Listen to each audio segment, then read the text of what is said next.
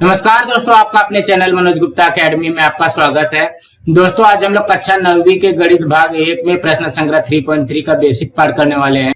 दोस्तों अभी तक आप लोगों ने इस चैनल को सब्सक्राइब नहीं किया तो प्लीज सब्सक्राइब और चैनल लाइक कीजिए और अपने फ्रेंड्स के साथ शेयर कीजिए। दोस्तों बाकी विषय के भी प्रश्नोत्तर के वीडियो बना करके अपलोड किया गया है, उसका लिंक आपको डिस्क्रिप्शन बॉक्स में दिया गया है, आप लोग वहां पर जाकर के देख सकते हैं। तो आइए अब हम लोग चालू करते हैं प्रश्न संग्रह 3.3 का बेसिक पार्ट। यहाँ पे सबसे पहले क्या दिया गया है, देखोगे यहाँ पे दिया गया है आओ जाने, मतलब हम लोगों को यहाँ पे पता करना है कि इसमें क्या दिया गया है।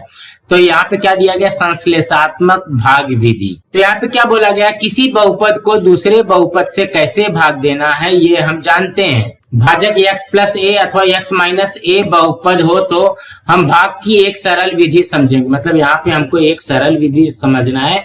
कौन सी विधि? संश्लेषात्मक भाग विधि। इसके लिए कंडीशन क्या होनी चाहिए, ये होना चाहिए x प्लस 1 होगा, x माइनस 1 हो सकता है, x प्लस 2 हो सकता है, x माइनस 2 हो सकता है। तो कहने का क्या मतलब है, यहाँ पे जो अचर का घात है वो क्या होना चाहिए, 1 होना चाहिए। तो यहाँ पे उदाहरण 1 में दिया गया है 3x का घन प्लस 2x माइनस 1, इस बहुपद को x धन 2 से भाग दीजिए, ऐसा हमको बोला गया है।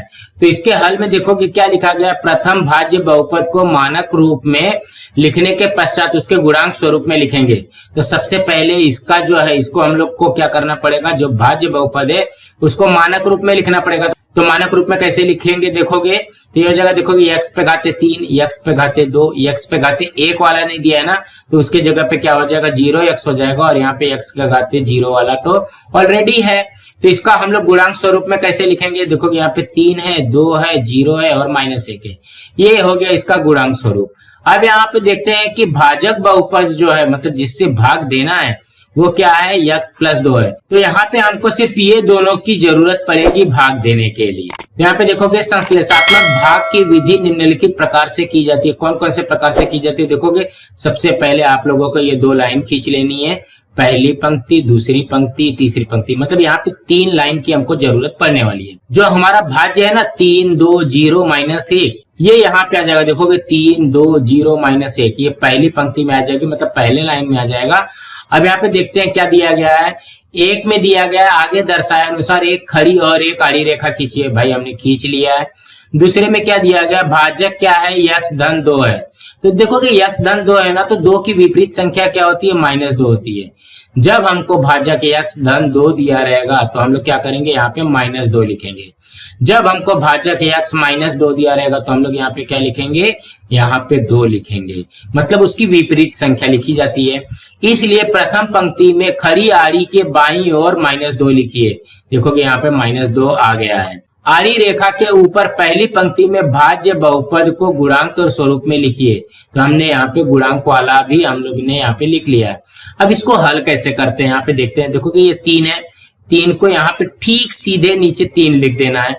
अब यहाँ पे देखोगे ये 3 है ना, 3 का माइनस 2 में पहाड़ा पड़ो। देखो 3 दूनी 6 और यहाँ पे माइनस है तो माइनस 6 हो जाएगा, ये हो जाएगा माइनस 6। अब यहाँ पे देखोगे क्या आया है, 2 माइनस 6 आया है ना। तो यहाँ पे देखोगे 2 माइनस 6 को हम लोग हल करेंगे तो क्या आ जाएगा, माइनस 4 आएगा। अब यहाँ पे क्या आया है, देखोगे यहाँ पे माइनस 4 है, माइनस 4 को माइनस 2 से गुणा करो तो देखोगे 4 दूनी 8 और ये माइनस माइनस क्या होता है, प्लस हो जाएगा, तो ये प्लस 8 आ जाएगा। अब 0 और 8 कितना होता है, ये तो हो जाएगा 8। अभी देखोगे 8 का गुणा फिर से ये माइनस 2 से करो तो ये हो जाएगा 8 दूनी 16, यहाँ पे हो जाएगा माइनस 16। ये हो जाएगा माइनस 1 माइनस 16, माइनस 1 माइनस 16 कितना होता है, ये हो जाएगा माइनस 17। ये जो माइनस 17 है वो क्या बनेगा, वो हमारा बनेगा शेष फल। और यहाँ पे जो दिया गया 3 माइनस 4 8, 3 माइनस 4 और 8। अब यहाँ पे देखोगे ये क्या हो जाएगा, x का पावर 0, इसको छोड़ देंगे, ये हो जाएगा x का पावर 1 और ये हो जाएगा x का पावर 2। तो हम लोग यहाँ पे क्या आएगा, 3x का वर्ग माइनस 4x धन 8। ये क्या बन जाएगा, ये इसका बनेगा भागफल। क्या बनेगा, ये आ जाएगा भागफल। देखोगे यहाँ पे भाज्य भी था, भाजक भी था, भागफल भी आ गया और शेषफल भी आ गया। इसी तरीके से हमको करना है। देखोगे यहाँ पे किया गया है 3 माइनस 4 8 और माइनस 17, उसका शेषफल आया है। तो कहने का क्या मतलब, देखोगे यहाँ पे लिखा हुआ है भागफल इतना आया है और शेषफल माइनस 17 आया है। और ये उसका जो किया है, उसका जो ढंग है, ये ढंग आपको यहाँ पे बताया गया है। ये क्या है, संश्लेषात्मक भाग विधि से किया गया है। तो यहाँ पे देखोगे लिखा हुआ है इसलिए भागफल इतना है और शेषफल इतना आया है। तो यहाँ पे देखोगे ये लिखा हुआ है भाज्य बराबर भाजक गुणे भागफल धन शेषफल, इस फॉर्मेट में लिख करके आपको दे दिया गया है। इस विधि को संश्लेषात्मक भाग विधि कहते हैं।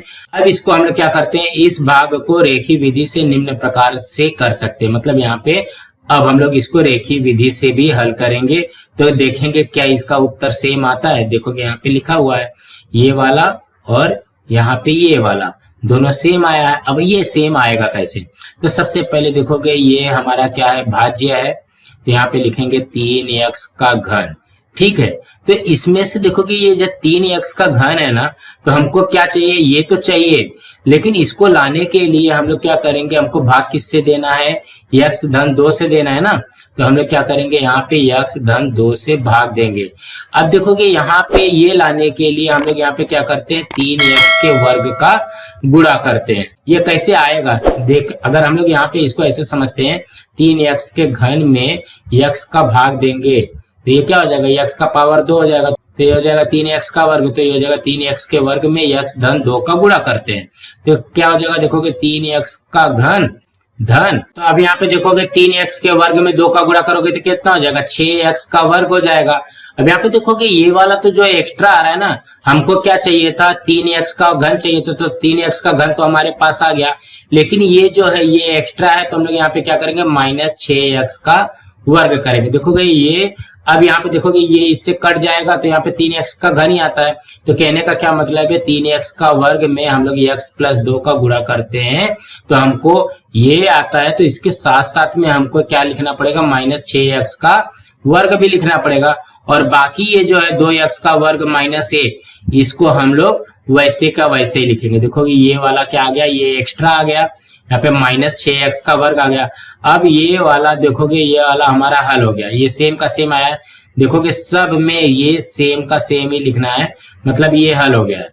अब यहाँ पे देखोगे इसको पहले हल करोगे, -6x का वर्ग धन 2x का वर्ग, तो ये क्या हो जाएगा, -4x का वर्ग हो जाएगा, और ये -1 ऑलरेडी ऐसा ही है।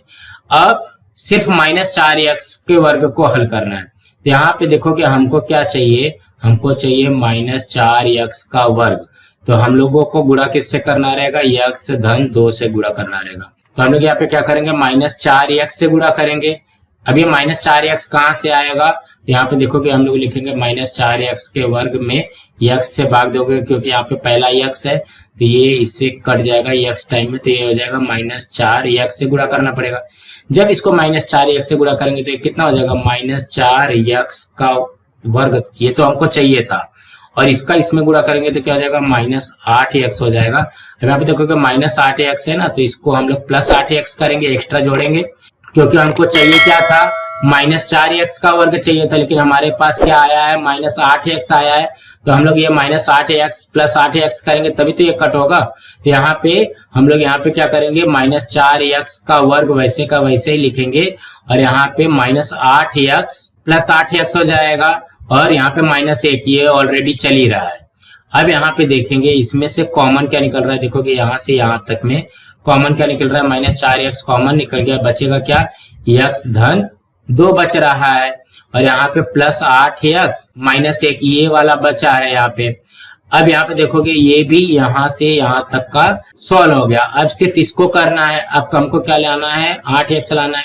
तो हम लोग यहाँ पे क्या करेंगे, 8x लाना है ना, तो यहाँ पे देखोगे क्या है, x + 2 है, तो किसका गुणा करेंगे कि 8x आ जाएगा। तो यहाँ पे देखोगे 8 का गुणा करेंगे तभी तो ये 8x आएगा, तो ये तो 8x आ जाएगा। तो एक्स्ट्रा क्या होता है, 8 दूनी 16 होता है, तो ये देखोगे 8x वैसे हो जाएगा, 8 दूनी 16।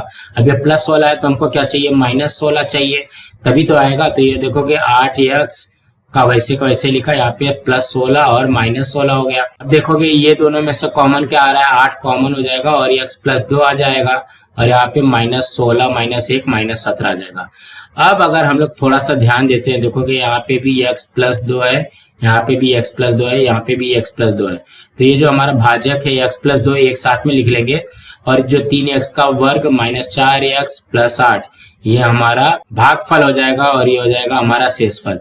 तो कहने का क्या मतलब है, इसी तरीके से रेखीय विधि से भी हल कर सकते हैं और संश्लेषणात्मक विधि से भी हल किया जा सकता है। सो दोस्तों इसी तरीके से करना है। दोस्तों आज हमारा यहाँ पे बेसिक पार्ट खत्म हुआ। सो दोस्तों आप लोगों को ये वीडियो कैसा लगा आप लोग कमेंट बॉक्स पे जरूर लिख करके बताइए और इस वीडियो को ज्यादा से ज्यादा लाइक कीजिए, अपने फ्रेंड्स के साथ शेयर कीजिए ताकि उनको भी प्रश्न संग्रह 3.3 का बेसिक पार्ट मिल सके और इस चैनल को सब्सक्राइब कीजिए। नमस्कार दोस्तों।